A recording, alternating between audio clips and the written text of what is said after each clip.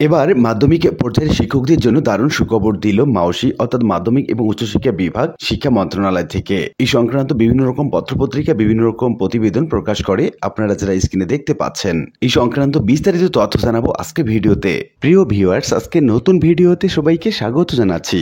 আপনি যদি আমার চ্যানেলে নতুন হয়ে থাকেন তাহলে এরকম গুরুত্বপূর্ণ ভিডিওর আপডেট পেতে চ্যানেলটি সাবস্ক্রাইব করে রাখুন। ভালো লাগলে লাইক কমেন্ট করুন আর সম্পূর্ণ ধারণা পেতে পুরো ভিডিওটি না টেনে দেখুন। তাহলে শুরু করা যাক। প্রথমে আমরা দেখে নিচ্ছি দৈনিক শিক্ষা .com নামক একটি অনলাইন পত্রিকা।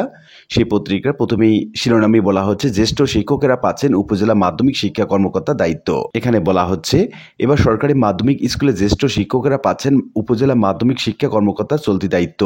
শিক্ষকদের এই দায়িত্ব দিতে আবেদন আহ্বান করা হয়েছে। আগ্রহী শিক্ষকদের 7 কর্মদিবসের মধ্যে চাহিত তথ্যসহ এই আবেদন অধিদপ্তরে পাঠাতে হবে।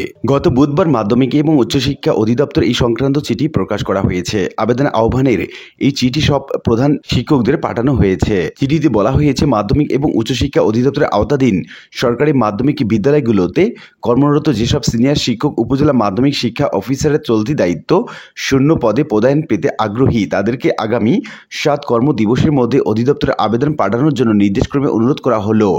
যেসব তথ্য পাঠাতে হবে তা হলো: 1. বিভাগীয় বা ফৌজদারি দুদকের মামলা নেই মর্মে প্রত্যয়নপত্র, চাকরি সন্তোষজনক মর্মে প্রত্যয়নপত্র এবং চাকরি স্থায়ীকরণের কপি। প্রসঙ্গত, এর আগে সহকারী উপজেলা মাধ্যমিক শিক্ষা কর্মকর্তাদেরও চলতি দায়িত্ব দিতে আবেদন আহ্বান করা হয়েছিল। উল্লিখিত আলোচনা থেকে আমরা এটুকু বলতে পারি যে সিনিয়র শিক্ষকরা যেহেতু উপজেলা মাধ্যমিক শিক্ষা কর্মকর্তার চলতি দায়িত্ব পাচ্ছেন, সেক্ষেত্রে মাধ্যমিক পর্যায়ে শিক্ষকদের জন্য এটা দারুণ সুখবর হতে চলেছে। আশা করি বিষয়টি বুঝতে পেরেছেন। আর আজকের ভিডিওটি এ পর্যন্তই। আশা করি ভিডিওটি আপনাদের ভালো লেগেছে। ভিডিওটি ভালো লাগলে লাইক কমেন্ট করতে ভুলবেন না। দেখা হবে অন্য কোনো ভিডিওতে। সে পর্যন্ত সবাই ভালো থাকবেন। ধন্যবাদ।